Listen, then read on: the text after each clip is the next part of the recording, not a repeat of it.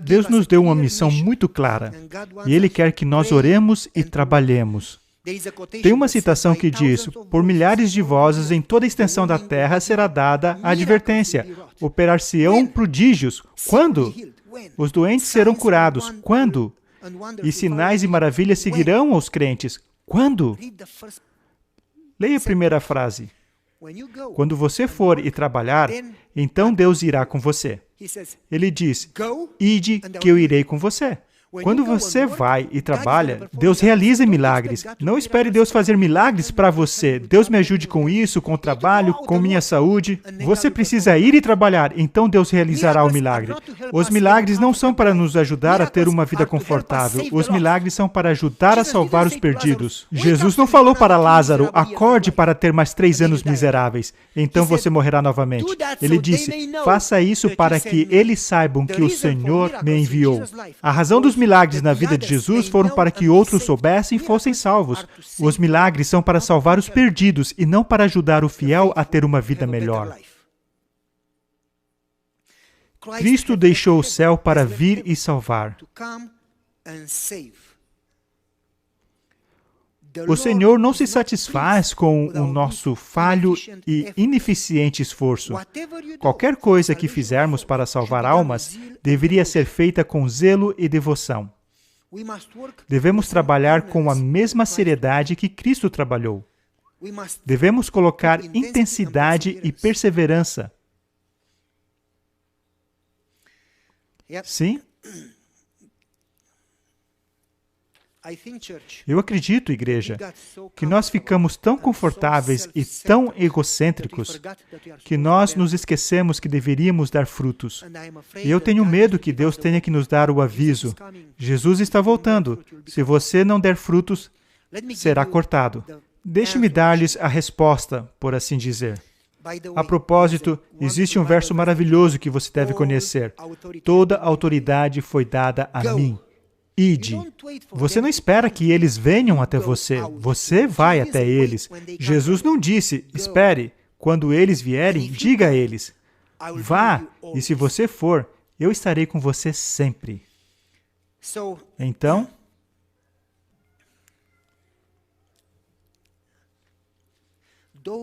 aqueles que andam na luz, aqueles que de fato andam na luz, estão cheios do desejo de compartilhar a luz.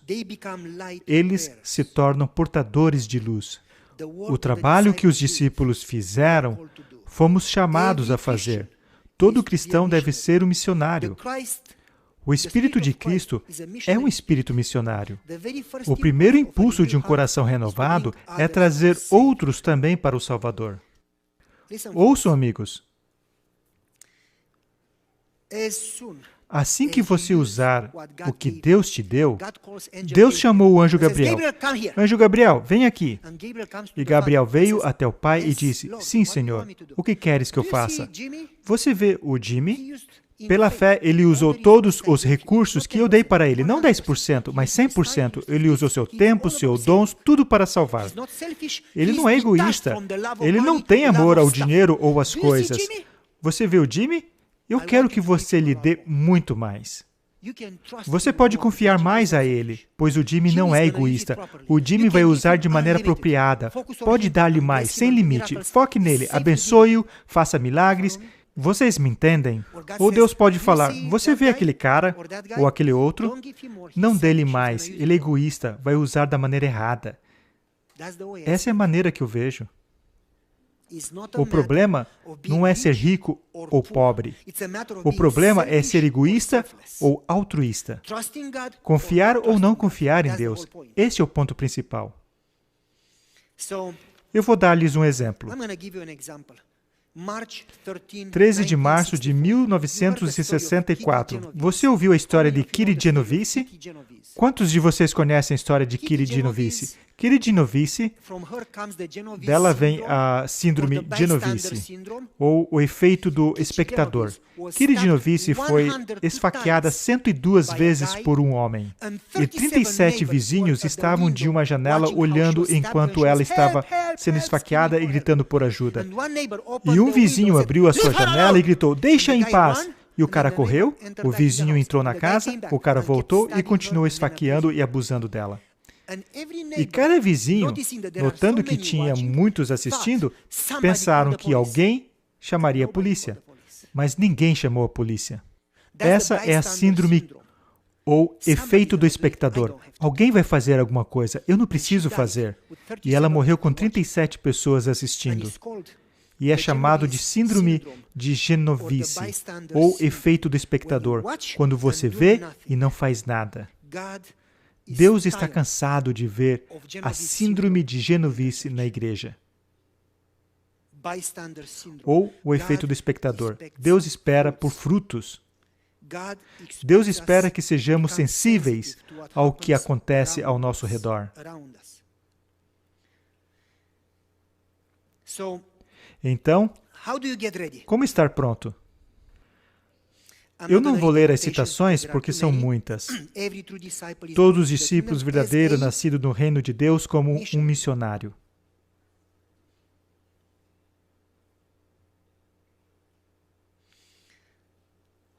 Ouçam, amigos. Ou participamos do trabalho de Deus, ou não temos nada a ver com Jesus. Eu não sei se você ouviu isso. Ou participamos do trabalho de Deus, ou não temos nada a ver com Jesus, ou não somos cristãos. Olá? Vocês ouviram? Aqueles que não agem não são cristãos. Ouçam, deixe-me explicar agora. Em Mateus 24, Jesus fala sobre a destruição de Jerusalém e sobre o fim do mundo. Vocês se lembram? Esses foram os nossos 2 últimos sermões. E Jesus responde suas perguntas falando sobre 2 eventos diferentes. A destruição de Jerusalém e o fim do mundo. E então, ele fala a eles como se preparar. E essa é a nossa resposta para hoje. Ouçam com atenção. Ele lhes diz como se preparar. Como você se prepara para a destruição do mundo, para o fim do mundo, para a segunda vinda? Como você se prepara? Você levanta os seus olhos e espera. Como você espera? Sem fazer nada? Somente espera ali, parado, com a síndrome de Genovive? Como você deve esperar? E Jesus lhes disse como esperar. Assim que ele terminou de falar sobre os sinais dos tempos, os sinais do fim, Jesus lhes contou uma parábola para saberem como se preparar. E Jesus disse, tinha um senhor que foi até os seus servos, ele disse a eles para alimentar os outros servos. Vocês se lembram? O Senhor estava se tardando e alguns deles estavam alimentando os servos. E uns disseram, ele está se tardando, e pararam de alimentá-los e começaram a espancá-los. E o Senhor voltou. E aqueles que alimentaram, serviram, foram chamados para o seu reino, e os outros foram destruídos. Como se preparar? Então ele continuou a segunda parábola, é das 10 virgens. E ele disse, as 10 virgens adormeceram. Todas elas estavam esperando pela segunda vinda. Todas estavam esperando participar das bodas no céu. Todas adormeceram. E isso era ruim, mas não era o problema maior, porque todas acordaram. O problema era que 5 delas não tinham óleo. Como você pode ter óleo? E ele dá uma outra parábola. E ele diz, dá a um 5 talentos, e a outro 2 talentos, e a outro 1 talento. Aqueles que usaram os seus talentos, Deus multiplicou. Servo bom e fiel, bem feito. Entra no reino. E para os outros, servos infiéis. Como nos preparamos, amigos? Vocês veem? Como observar e esperar? Você serve. Como você consegue óleo? Você serve. Como multiplicar os seus talentos? Servindo. Aqueles que não servem estão perdidos. Você não espera por Jesus sem fazer nada, só porque você vem para a igreja? Você não está esperando. Todo mundo vai à igreja se for cristão. Você não espera por Jesus por guardar o sábado. Você deve guardar o sábado, mas não é assim que se espera. Você espera por Jesus trabalhando. Você prega o Evangelho. E é assim que Jesus deu uma grande comissão e não uma grande sugestão. Então, como você espera? Trabalhando, produzindo frutos. E Jesus termina o capítulo 25. E esse é o ponto principal. Depois dele falar sobre a segunda vinda e as 3 parábolas, ele termina com um julgamento. Como você deve esperar? O rei vai dividir em 2 grupos. O rei vai dizer para um grupo, entra no reino porque você guardou o sábado, foi à igreja, devolveu o dízimo e fez evangelismo. Por muitas vezes, somos satisfeitos por fazer isso. Ele dirá, entre para o reino porque eu estava com fome. Era pobre, estava com sede, com fome, nu e estava na prisão. E eles dirão, quando fizemos isso para o Senhor? E ele disse, toda vez que fizeram para eles, fizeram para mim. Como esperar, se preparar, ter óleo, como multiplicar os talentos? Entenderam? Vocês fizeram para eles, usaram o que tinham? E os outros dirão, Senhor, nós fomos à igreja e fizemos milagres. Eu não os conheço, pois eu estava e vocês não fizeram nada. E quando vocês não fizeram para eles, não fizeram para mim. Amigos, vocês veem como se preparar para o reino? Não estando dentro dos padrões, não sendo como a figueira, não tendo frutos, somente folhas. Você se prepara servindo. E amigos, não é sobre dinheiro. Deus não tem problema com dinheiro. Deus tem problema com as pessoas. Deus te chama para fazer pequenos atos de serviço, serviços diários. Use o que você tem, abra os seus olhos e divida o que você tem. Ore pela manhã. Deus poderia me dar a oportunidade de compartilhar hoje. Vou lhe dar um exemplo. Você se lembra quando eu fui ao veterinário? E quando você ora para Deus, me dê uma oportunidade, e quando você faz esse tipo de oração, Deus responde. E a veterinária me disse, eu sei que você vai para a igreja, diga-nos no que você acredita. E eu lhe disse sobre a segunda vinda, o estado dos mortos, sobre os animais irem para os céus, e todas as vezes que eu ia lá, eu tinha que pregar. Bem, era para eu ir em uma quinta no veterinário, e eles ligaram, e eu tive que mudar para a sexta. E eu fui na sexta, e a doutora que atendia lá não trabalhava na sexta. E eu pensei, bem, ela não vai estar lá. Não preciso pregar hoje. Mas eu continuei orando, Senhor, se ainda quiseres que eu compartilhe com alguém mais, me ajude a fazer isso. Mas nada acontece por acaso. Eles mudaram de quinta para sexta por um motivo. E quando eu cheguei lá na clínica, o dono da clínica veio e disse, eu ouço todo mundo falando, as enfermeiras, secretárias, todas as meninas, sobre o que você divide com eles. E que você lhes deu livros e etc. Sabe o quê? Como você pode fazer isso na minha clínica sem eu saber disso? Eu pensei, agora estou com problemas. E eu orei em minha mente e ele disse, você tem que falar para mim também. E eu disse, ok, tudo bem. E eu disse, sabe, eu tenho alguns livros comigo. Eu quero lê-los. Diga-me no que você acredita e o porquê acredita. E nós conversamos sobre a oração, sobre a segunda vinda, sobre os 10 mandamentos, e eu disse, eu não estou tentando pregar para você. E ele disse, eu que perguntei, continue falando. Ele ficou naquela mesa onde se colocam os animais, ele abaixou a mesa e ficamos ali conversando por 2 horas. Era sexta e eu precisava me preparar para o sábado. E ele continuava perguntando e nós continuamos conversando. Então eu entendi por que eles mudaram de quinta para sexta, porque o dono precisava saber tudo aquilo. E ele disse, você poderia me trazer alguns DVDs? Eu gostaria de assistir. Então eu pedi para o Jimmy a série dos 10 mandamentos e de oração e vou levar para eles. Então ele me disse, nós perdemos uma criança. E a minha esposa está tão ansiosa de aprender mais sobre a oração, mal posso esperar para dividir com ela quando chegar em casa. Amigos, apenas digam, Deus, usa-me, e então observem. Sandra, não temos muito tempo, mas você está testemunhando com algumas pessoas no trabalho e convidando-os para virem aqui. É difícil? Eles te mataram? Você continua viva? Mas você é tímida, você não gosta de conversar, gosta? Qualquer pessoa pode testemunhar em qualquer lugar. Você não tem que ser um pastor. Você pode ensinar qualquer coisa que souber. Faça atos pequenos de serviço.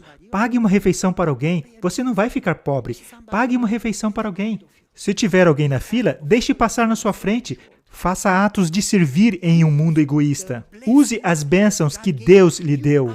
Você é abençoado. Use qualquer bênção que Deus lhe deu. Deus não lhe deu bênção por causa de você. Deus lhe deu bênção para você compartilhar. Use o que você tem e Deus irá multiplicar. E depois que conquistar sua amizade, você pode dizer, siga-me. Ide às ovelhas perdidas de Israel. e diga-lhes que o reino está próximo.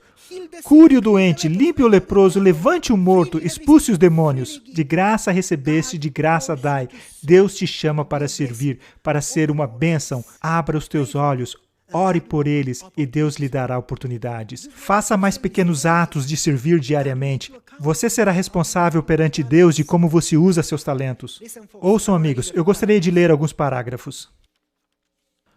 Conforme as provações aumentam ao nosso redor, preste atenção, amigo, este parágrafo é importantíssimo. Separação e unidade haverá na igreja. Aqueles que receberam grande luz, mas não seguiram, sairão. Olá? Aqueles adventistas do sétimo dia que se posicionam sobre a bandeira de Satanás, o que diz aqui? Eu acredito que vocês ouviram direitinho. Aqueles adventistas do sétimo dia que se posicionam sobre a bandeira de Satanás desistirão de sua fé nas advertências e reprovações. A grande questão está tão próxima, uma aplicação da lei de domingo. Isso eliminará aqueles que não são santificados e aqueles que não receberam a chuva serôdia. Muito em breve, as pessoas passarão por provações como teste, e a grande proporção que agora parece ser genuínos, sairão. E se você continua lendo este parágrafo, aqueles que não trabalham, que não usam os dons, serão cortados, sairão. Haverá muitas pessoas entre nós que deixarão a igreja. Com a chegada da tempestade, uma grande classe que tem professado que acredita nas mensagens do terceiro anjo, eles são adventistas, mas que não têm sido santificados através da obediência, abandonarão suas posições, não deixando a igreja, mas se juntando à oposição. Alguns têm sido abalados durante o caminho. Quem serão abalados? Ouçam com atenção. Os descuidosos e indiferentes. Síndrome de Genovice ou o efeito do espectador. Aqueles que nada fazem serão deixados para as trevas na escuridão, e seus lugares serão preenchidos por outros, por milhares que virão para a igreja. Ouçam, amigos, muitos deixarão a igreja. Quem? Aqueles que não fazem nada. As pessoas que agem são pessoas que crescem. Quando você serve a outros, você cresce. Quando você abençoa a outros, você é abençoado. E Deus pode te usar. Você é fidedigno para Deus te abençoar. Quando você não trabalha, eventualmente você esfriará. E quando a perseguição chegar, você vai sair. Ouçam. As fileiras vazias serão preenchidas por aqueles que são representados por Cristo, sendo da hora 1/10. Um número grande serão admitidos para substituir aqueles que saíram. Deus usará maneiras que não podem ser previstas pelo nosso poder e mente. Deus fará milagres grandiosos para terminar a obra com uma geração. Nós terminaremos a obra, mas Deus tem que purificar a igreja, então aqueles que não fazem a obra sairão, e os que trabalham entrarão, então terminarão a obra. Uau! Ele levantará entre as pessoas comuns homens, mulheres, e eles farão sua obra. Muito em breve, haverá um despertar que surpreenderá muitos. Aqueles que não entendem, ouçam com atenção, a necessidade do serviço serão deixados para trás.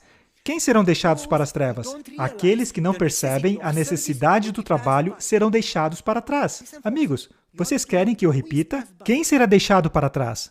Como estar preparado? Você não fica pronto sem fazer nada, você fica pronto trabalhando. Aqueles que não compreendem a necessidade do serviço serão deixados para trás. Isso é sério. O Senhor, ouça com atenção, o Senhor abomina a indiferença e a deslealdade no tempo de crise em seu trabalho. Uau! Vocês querem que eu leia isso novamente? O Senhor abomina, não pode aceitar a indiferença. Síndrome de Genovice. E a indiferença no tempo de crise. O universo inteiro está assistindo o grande conflito. O povo de Deus está pronto para entrar em Canaã.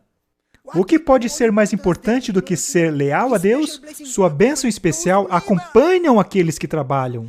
Seus trabalhos é receber a luz e dividir a luz. Deixemos que a mensagem do Evangelho seja tocada através da nossa igreja, convocando a ação. Deixe os membros aumentarem sua fé, ganhando zelo pelo céu. O conhecimento de inesgotáveis recursos. Aqueles que estão sob o controle de Deus Serão guiados e entenderão os passos dos eventos. E, inspirados pelo Espírito, eles não ficarão mais em impotência, apontando o que eles não podem fazer, mas eles avançarão em fé. Eles não mais ficarão impotentes. Amigos, agora é o momento de nos prepararmos. A respeito dos tempos e estações, vocês não precisam que eu vos escreva, porque vocês não vivem na escuridão. Vocês sabem que Jesus está voltando.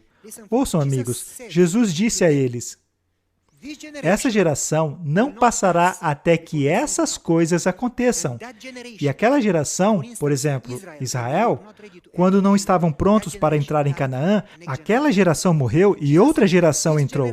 E Jesus disse a eles, essa geração não passará. E quando Jesus disse isso, aquela geração durou 40 anos mais. E Jerusalém foi destruída. Aquela geração experimentou isso. Então Jesus falou sobre a segunda vinda, pois ele estava falando sobre as duas coisas no mesmo discurso, sobre a destruição de Jerusalém e a segunda vinda. Quando ele falou sobre a segunda vinda, ele deu sinais em Mateus 24, terremotos, tornados, calamidades, catástrofe, guerras, etc. E ele disse, será como a dor de parto. O que significa que quando começar a aumentar em intensidade e frequência, então Jesus virá. E ele disse, essa geração não perecerá, em grego. Alguns falam que ele estava falando sobre a geração da humanidade. Eu não quero dizer que estou certo, mas eu acredito diferente. Ele referiu a dois tempos diferentes, a geração da destruição de Jerusalém e a geração do tempo do fim. E ele disse, quando os eventos, as calamidades aumentarem como a dor de parto, aquela geração verá. Vocês me entendem?